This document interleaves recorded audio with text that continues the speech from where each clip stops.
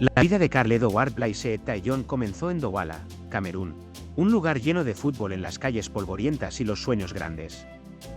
Nacido el 14 de octubre de 2003, desde niño mostró un instinto diferente, esa chispa que solo tienen los delanteros que no solo quieren ser vistos, sino que quieren cambiar su destino. En su ciudad natal, jugaba en la École de Fútbol Galactique, uno de esos sitios humildes donde se forman promesas, donde los niños patean balones con esperanza más que con certeza. Fue allí donde creció futbolísticamente, desarrollando una técnica, una fortaleza mental y un hambre que no se saciaba simplemente con anotar goles, quería progresar, quería llegar. A los 19 años, dio el salto decisivo, cruzó el océano y aterrizó en España, fichando por el Cádiz CF. No fue un salto cualquiera, fue un salto al vacío lleno de ambición. En Cádiz pasó por las categorías juveniles, también por el equipo de Fundación Cádiz, luego al Cádiz B, siempre aprendiendo, dando pasos firmes, aunque nadie lo describía todavía como una superestrella. Su adaptación fue rápida, pero no milagrosa, tuvo que ganarse todo con trabajo diario, con madrugones, con entrenamientos extras. En la Fundación Cádiz empezó a mostrar lo que llevaba dentro, pero su destino apenas comenzaba a dibujarse. Durante la temporada 2023 a 2024, su progresión explotó. En el Cádiz B anotó una cantidad importante de goles, en su paso por la Segunda Federación. Marcó gol tras gol, ganándose miradas y despertando susurros en el fútbol español. No era solo su físico o su velocidad, era esa capacidad para moverse entre defensas, para encontrar huecos, para ser tanto referencia como socio en el ataque. Eso hizo que otros clubes se fijaran en él, y fue el Villarreal el que decidió apostar fuerte. En agosto de 2024, Taillon firmó por el Villarreal CF. Fue un paso arriesgado, pero lleno de lógica. En el filial del club amarillo, Villarreal B, logró una temporada explosiva. Jugó 30 partidos y marcó 19 goles. Esa cifra no es baladí, refleja no solo su voracidad, sino también su capacidad para adaptarse, para crecer en un contexto exigente, rodeado de talento, con jóvenes y veteranos que también querían brillar.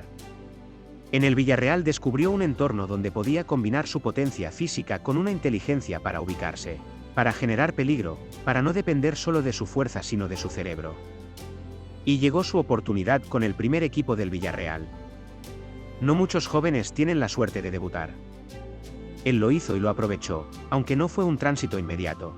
En los pocos partidos que tuvo con el primer equipo dejó destellos, sus apariciones eran breves pero calculadas. Marcó goles, pero lo más importante era que su presencia incomodaba a las defensas. No era un mero delantero, era pieza de un puzzle más grande, un jugador con capacidad para crecer y explotar. En el verano de 2025, su carrera vivió un punto de inflexión cuando el Levante UD lo fichó por 4 temporadas. El Levante creyó en su proyecto, vio en él no solo un goleador, sino un símbolo para su ambición. La operación no fue barata en ilusión, el club lo trajo por aproximadamente 3 millones de euros. Una cifra para algunos baja, pero para otros era una inversión de futuro. El Villarreal dejó marchar al joven con la convicción de que vería en él frutos más adelante. El Levante lo recibió con la esperanza de que se convirtiera en el faro de su ataque. Sus primeras palabras como granota ya dejaron claro su compromiso y su mentalidad. He elegido el Levante UD para crecer, dijo con una humildad que desarma y con una ambición que levanta. No buscaba solo números, no buscaba solo protagonismo individual, quería ayudar al equipo. Quería contribuir a un proyecto que confiaba en él y en su capacidad para marcar diferencias. Esa elección no fue casual, sabía que en Orriols tendría minutos, tendría oportunidades, tendría respaldo para desarrollarse sin la presión inmediata de un gigante, pero con la responsabilidad de ser pieza clave. Y esa fe se tradujo pronto en hechos, en sus primeros 3 partidos oficiales con el Levante en Primera División. Anotó 3 partidos, 3 goles. No solo eso, se convirtió en el primer jugador del Levante en marca en sus 3 primeros encuentros con el equipo en la máxima categoría. Ese registro, histórico para el club, no es algo que ocurra todos los días. Refleja su instinto goleador, su capacidad para adaptarse rápido y su confianza para asumir protagonismo desde el primer momento. Además, en esos partidos también sumó asistencias, demostrando que no es justiciero en solitario, sino un delantero que entiende el fútbol como un equipo. Pero su historia no se limita a los goles tempranos ni a las estadísticas. Hay también sus anécdotas, esos momentos que no se cuentan en las hojas oficiales. Por ejemplo, cuando llegó a España fue un joven camerunés con maleta, con ilusión, con muchas preguntas y pocas certezas, pero nunca se sintió intimidado por el cambio. Hablaba de su familia, de su Douala natal, de cómo jugaba con sus amigos en campos de tierra y cómo esos primeros regates le ayudaron a moldear su estilo. Un estilo potente, ágil, impredecible. Y cuando entrenaba con el Cádiz, recordaba a sus hermanos de barrio, a esos colegas con los que competía hasta que el sol se escondía, y decía que esa competición informal era su primer gimnasio. Su paso por el Villarreal también dejó historias curiosas. Compañeros más veteranos le hablaban de paciencia, de ritmo, de cómo no todo se trata de marcar goles desde el primer instante, sino de construir con constancia. Él escuchaba, aprendía, corría. Se presentó en los entrenamientos siempre con la misma sonrisa, con el mismo hambre, con la misma convicción de que podía llegar lejos. Esa actitud le ganó el respeto de entrenadores, de compañeros y de la afición amarilla. Fuera de los partidos también se le veía siempre preguntando, siempre con los ojos abiertos, absorbiendo detalles, aprendiendo la cultura del club, la filosofía del fútbol europeo.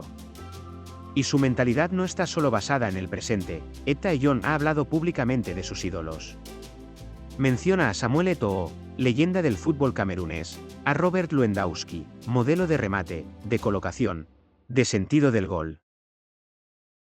Esa admiración no es solo simbólica, él se inspira, observa sus movimientos, estudia sus combinaciones y sueña con emular ese nivel, con combinar su potencia con la técnica y la inteligencia que caracterizan a esos delanteros de élite.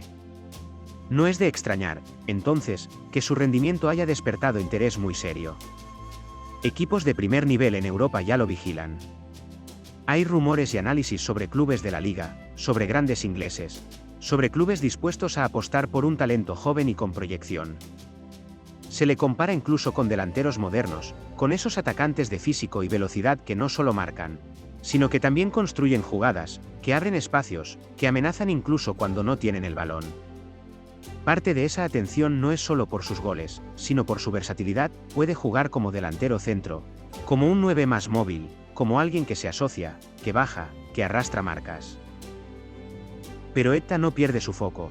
En sus primeras declaraciones tras fichar por el Levante dejó claro que su prioridad es consolidarse y hacerlo, creciendo paso a paso.